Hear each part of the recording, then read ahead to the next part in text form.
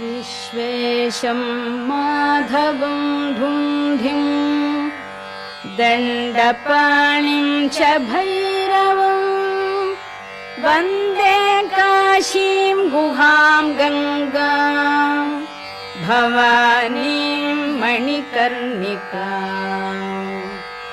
उत्तिष्ठ काशी भगवान् प्रभु विश्वनाथो गङ्गोर्मि सङ्गति शुभैः परिभूषितोऽब्जैः श्रीढुण्ढि भैरवमुखैः सहितान्नपूर्णा माता च वाञ्छति मुदा तव सुप्रभातम्।